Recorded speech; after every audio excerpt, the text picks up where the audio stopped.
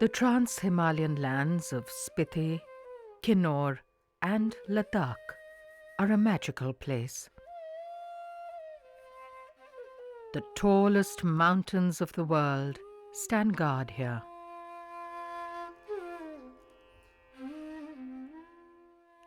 This high-altitude cold desert has a startling variety of landscapes which vary in height from 10,000 feet to over 20,000 feet above sea level.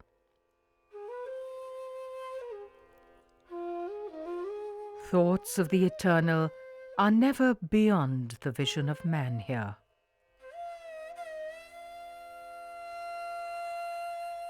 In this land where everyday life is a challenge, Buddhism arrived very early. The Sani Stupa in Ladakh is believed to have been made by the Emperor Kanishk in the 1st century AD. There is a colossal sculpture of the Maitreya Buddha hewn out of the rock on the ancient route from Srinagar to Leh in Ladakh. It is made in the artistic style of Kashmir of the 8th and 9th centuries. The first great diffusion of Buddhism in the Trans-Himalayas was in the 8th century.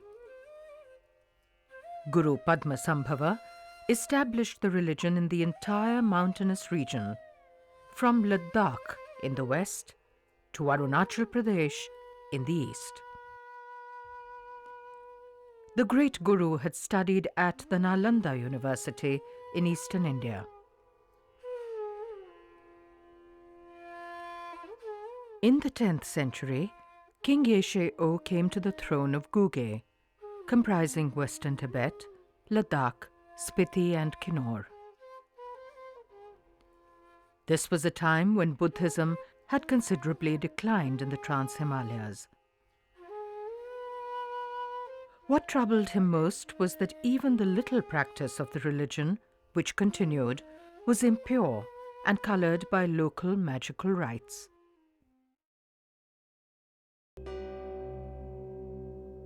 In 975 AD, Yeshe-o sent Rinchen Zangpo to Kashmir. This arduous journey to a land which was the centre of Buddhism was to bring back scriptures with the original and pure knowledge of the faith. The mission was also to bring back artists to build, paint and sculpt new temples in Guge. Rinchen Zangpo spent 6 years in Kashmir, completing his own education and guiding his disciples. In the years to come, he became known as the revered Lotsava, or Great Translator. His translations brought to Guge the true knowledge of Buddhism which the king had sought. In the 4th century, in the Buddhist centers of Kashmir, the Yogacara school of thought had developed. It was believed that the most effective method for the attainment of the highest truth was through meditation or yoga. The different aspects of the wisdom of the Buddha were personified as the 5 Buddhas: Akshobhaya, Ratnasambhava, Amitabha, Amogha Siddhi, and Verocina. Verocina, who symbolizes the mirror-like wisdom of the Buddha's enlightenment, is the supreme Buddha in the Yoga Tantras. Seated at the center of the universe, all creation stems from him. It's a misconception that many people think these images of the Buddhas and Bodhisattvas are the representation of the gods. No. But they are the deities. Deities means one of the aspects of the Chetsikas and Chitta, because it's a consciousness. No. It's a factor of one of the consciousnesses. No. So they are not truly existing. So these images, as Abhayakar Gupta, when he is the great master of the Mandala, he is the Mandalacharya, he says now the images come from the voidness and goes to the voidness now. Mandalas, which are seen in Buddhist art from the 5th and 6th centuries, are an integral part of Vajrayana practice. The path to enlightenment is visualized as a movement through various levels of spiritual growth. From the outer spheres towards the illumined center, towards the moment of the realization of the truth that the Buddha represents. So he has to create it within his mind and then laboriously identify all the parts of his being, physical and mental, with those of the mandala, to realize that ultimately his body is just another mandala, and therefore identical in essence with any other entity which can be represented by a mandala, such as a temple or a territory or the whole universe or Buddhahood. So one progresses upwards. Rinchen Zangpo had studied scriptures related to mandalas of Verocina during the time he spent in Kashmir. In this period of the second diffusion of Buddhism in the Trans-Himalayas, it was mainly temples devoted to Verocina which were set up. It is believed by the people of the Trans-Himalayan lands that Rinchen Zangpo made 108 monasteries and temples. He had brought 32 artists to Guge from the valley of Kashmir. They were to create the foundations of a lasting tradition of Buddhist art in the Trans-Himalayas. The painters and sculptors from Kashmir brought with them a highly sophisticated form of art, which was deeply rooted in the classic Sanskrit texts of India.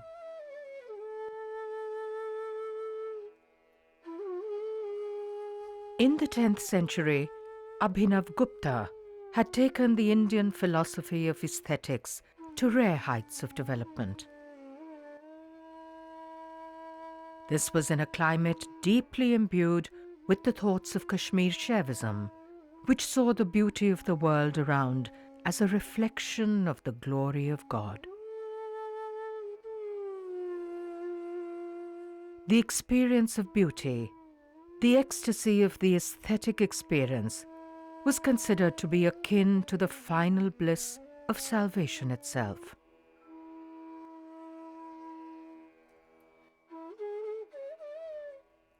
The artistic styles which flourished in the valley were born out of the confluence of great cultures.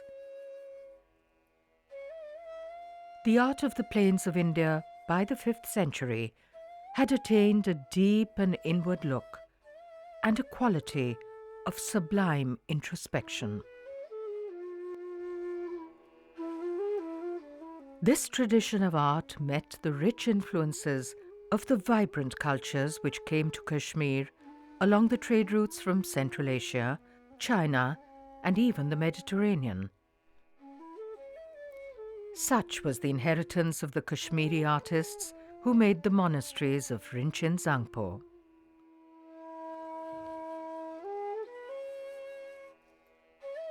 The masters from Kashmir also trained local artists. There was a marvelous blending of the local idioms with the classic styles coming from Kashmir.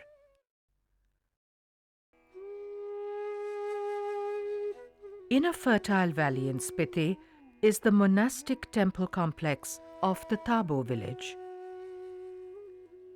This is the earliest functioning monastery, which is believed to have been founded by Rinchen Zangpo in 996 AD. Inscriptions at Tabo refer to the kings of the Guge dynasty who patronized the Tabo Monastery. In 1042, a major renovation of the monastery was carried out. The sculptures and most of the paintings in the Dukhang, or assembly hall, are believed to be of that period.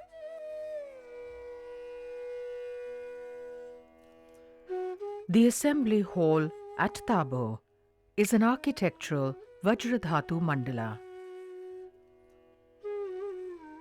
The deities are placed along the walls, and Verocina is made at the apex of the arrangement. 4 figures of Verocina, seated back to back, symbolize the movement of dharma in all directions from the body of the Buddha. Verocina represents supreme enlightenment. The deities around him emanate from his universal body and represent different aspects of him. As the worshippers or pilgrims enter the room, they become a part of the mandala.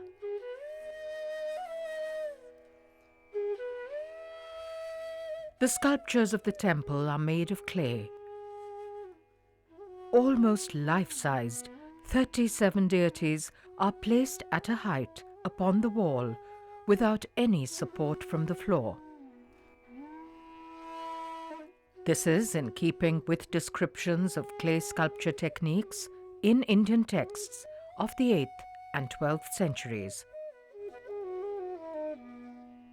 They appear to hover in a heavenly space. The figures would all have originally held attributes such as a book or a sword. These are now missing.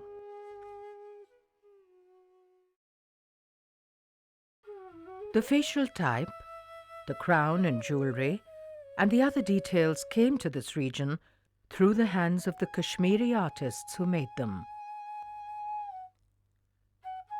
A variety of artistic influences can be discerned in the details. Above all, it is the look of gentle benevolence and peace upon the faces of these deities that moves the worshippers. In the Indian tradition of worship, devotees express their adoration through music and dance. They light lamps and make offerings of flower garlands and incense. In the mandala, these offerings are personified as goddesses. The goddess Vajralasya symbolizes the grace of love. Vajranritya symbolizes the offering of dance, and Vajradhupa symbolizes the offering of incense. In the cellar, behind the 4-bodied Verocina, is made a Buddha. He is flanked by bodhisattvas on either side. Protective deities are placed on the entrance wall. They do not let the confusion of the material world disturb us inside.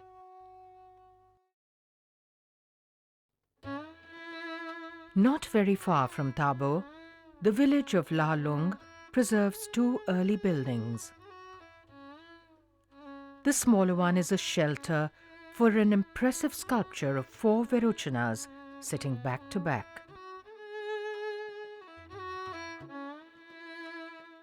The Ser Khang, or Golden Temple at Lalung, is one of the most beautiful creations of the entire Trans-Himalayas.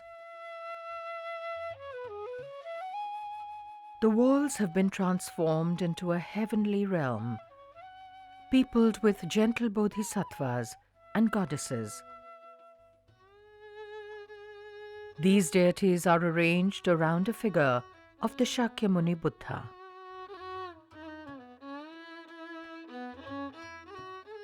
It is a world of serenity, yet one which elates the worshipper, as he looks upon intertwining creepers and numberless mythical beings which populate the spaces between the deities.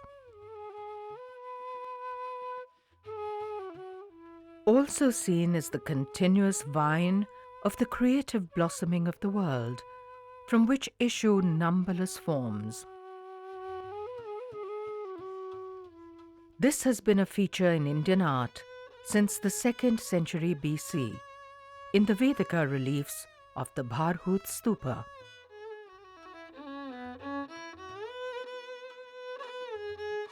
Indra is depicted below the Shakyamuni Buddha, worshipping him.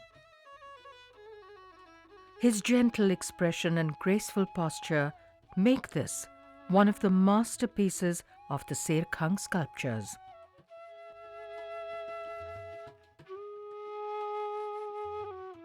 On the left wall of the temple is a sculptural mandala of Verocina as the Dharma Dhatu Vajishvara Manjushri. Here he represents wisdom. In Kinnaur, which adjoins the Spiti Valley, is a 10th century carved stone stele. It has an inscription of King Yeshe O, which speaks of the time of the second diffusion, when it says, "The religion of God and man was taken to its peak."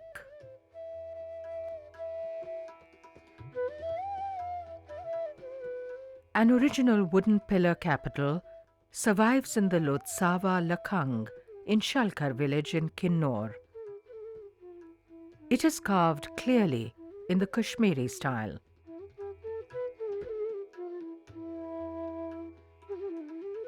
The Nako village at about 13,000 feet altitude in Kinnaur has an early temple complex.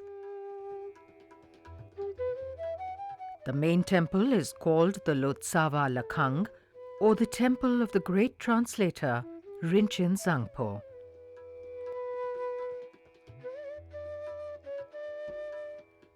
The surviving clay sculptures at Nako show close similarities with the other temples of the period in the Trans-Himalayas.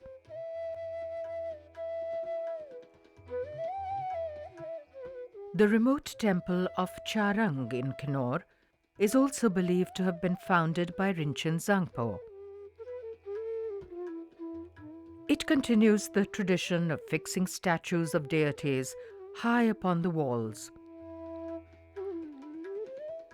The main deity here is Verocina, and the statues upon the walls appear to form an architectural mandala.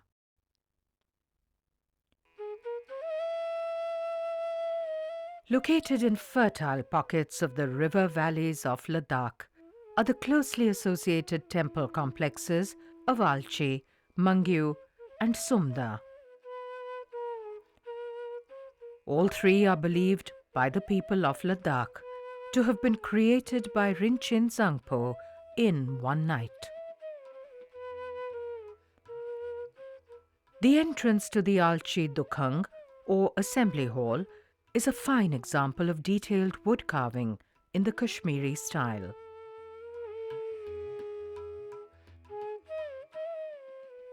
The shrine of the Dukhang has fine clay figures with Verocina at the center. These graceful forms elevate us through our response to their beauty and joyousness. The entrance to the Sumstek, or three-storied temple, is delicately carved in the Kashmiri style. Figures are framed in architectural forms, as seen in the temples of Kashmir since the 8th century. A special feature of the temples of Ladakh of this period are colossal figures of bodhisattvas. These are made of the local mud and stand 2 stories high.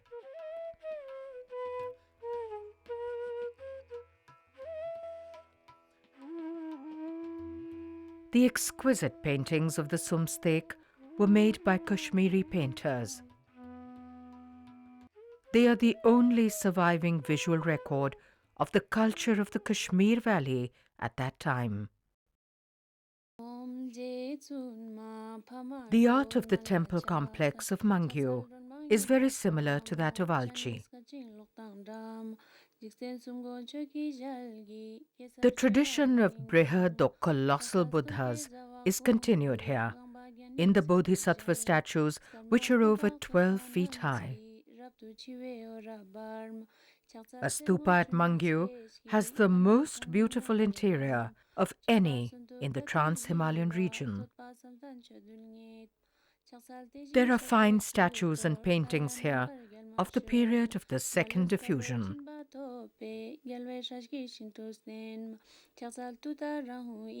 The monastery of Sumda, at about 13,000 feet altitude, is the third temple complex which is supposed to have been built in the same night as Alchi and Mangyo. What makes Sumda remarkable is the almost entirely preserved Vajradhatu Mandala made out of clay. 37 figures create an ordered universe. Flying figures bear offerings for the deities who represent our inner qualities. There is a joy which pervades this world of purity and graceful form.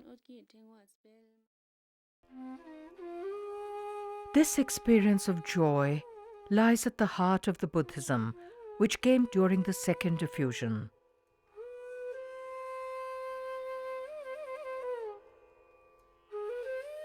In the vast and bleak desert lands of the Trans-Himalayas, the temples of the Second Diffusion of Buddhism are like an oasis of color. The architecture, the sculpture, and the paintings are all a part of a unified, sacred plan.